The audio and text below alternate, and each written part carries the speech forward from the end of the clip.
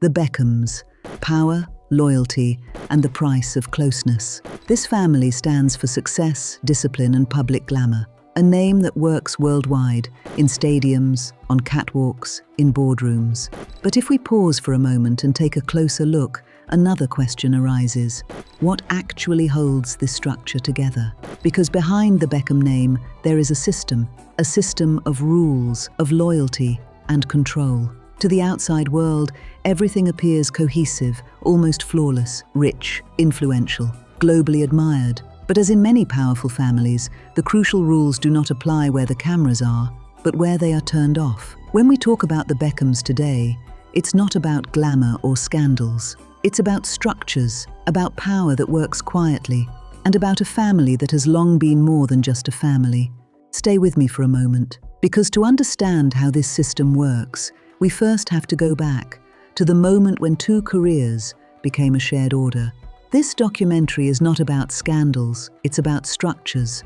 The origin, from two careers to one system. Every clan begins with one person, and with the decision not to relinquish power, but to pass it on. In the case of the Beckhams, it all begins without inheritance, without nobility, without a head start. David Beckham grows up in Leytonstone in East London.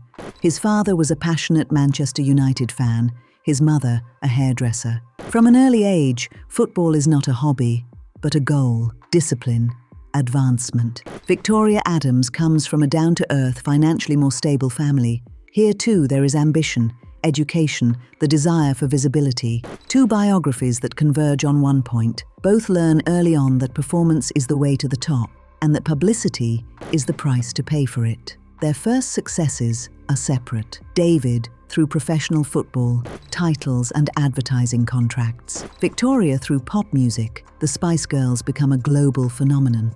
But the turning point comes when individual fame is no longer enough. With the wedding in 1999, something new emerges. Two careers become a shared narrative. From this moment on, it is no longer just performance that counts, but the name itself. Beckham becomes a brand, transferable to fashion, media, advertising, licenses. Success is no longer just achieved, but organized. The clan is not created by blood alone, but from the conscious decision to transform individual achievement into a lasting family structure.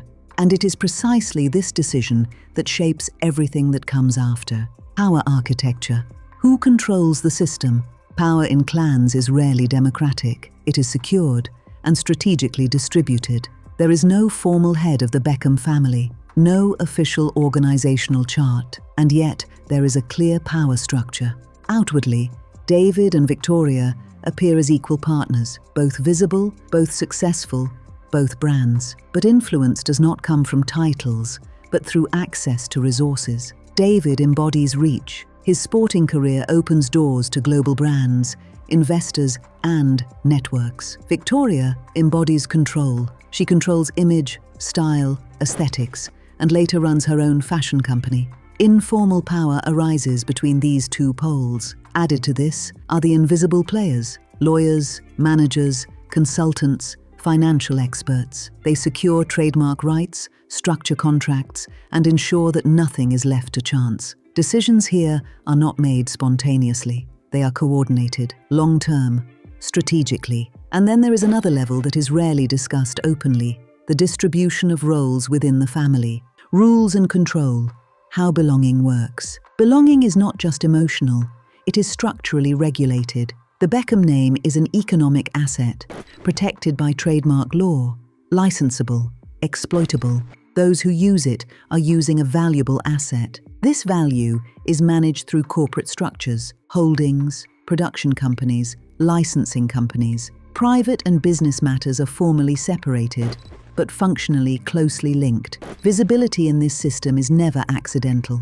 It is coordinated. Here, marriage does not only mean partnership, but integration into an existing structure. Public roles, expectations, and boundaries are rebalanced. Divorce would therefore not only be an emotional break, but also an economic reorganization.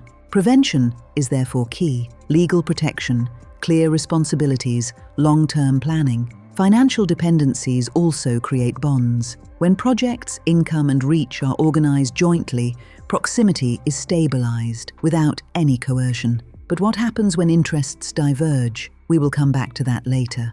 Loyalty, the currency of the clan.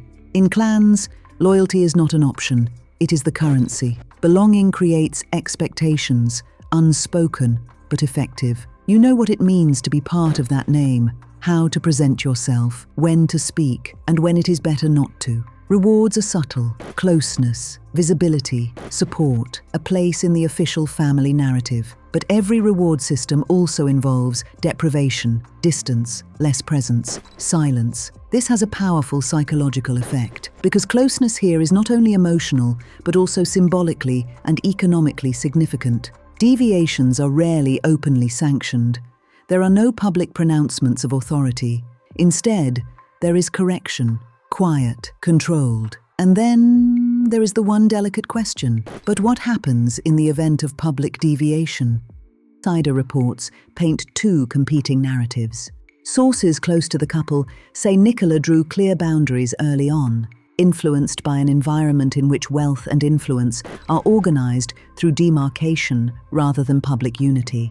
Other sources close to the Beckhams describe Nicola as an external force who encouraged Brooklyn to become more independent. None of these accounts has been fully confirmed, and that is precisely where the escalation lies. For what became publicly visible was not a dispute, but rather an absence, a lack of joint appearances, unfamiliar distances, frank words that were no longer addressed internally, but publicly. For Brooklyn, this means a classic conflict of loyalty, family of origin, or self-chosen partnership. For the clan leadership, it means a loss of control, not over feelings, but over narratives. And how do these private conflicts become public narratives? What does that do to perception, power, and control? Press, perception, and escalation. Public conflicts rarely arise from a single moment, but from systems without internal outlets. The media simplifies, they personalize, they categorize. A complex process gives rise to roles: rebel, control, catalyst. Social media reinforces this. The public forms camps, and every new gesture is interpreted. Internally, this changes roles, increases pressure. It forces the system to take a position. And at that very moment, it becomes clear what this family is really about. Not in the crisis itself, but in how they deal with it. What this family shows. The Beckham case shows that modern clan power is not broken by open commands, but on the question of how much independence it can allow without jeopardizing its order. Proximity becomes an obligation. Deviation becomes a signal. Publicity becomes an amplifier. This family is not an isolated case. It is an example of how power works when it is inherited, not loud, not authoritarian, but structural, cultural, permanent. And perhaps while listening, you asked yourself where loyalty ends in your own environment and where it begins to feel like control. Because power rarely acts loudly. It works through rules, expectations, and through what remains unsaid. If you would like to understand how similar structures work in other families, then stay with us. In the next episode, we will analyze another clan with a completely different dynamic and a completely different approach to power.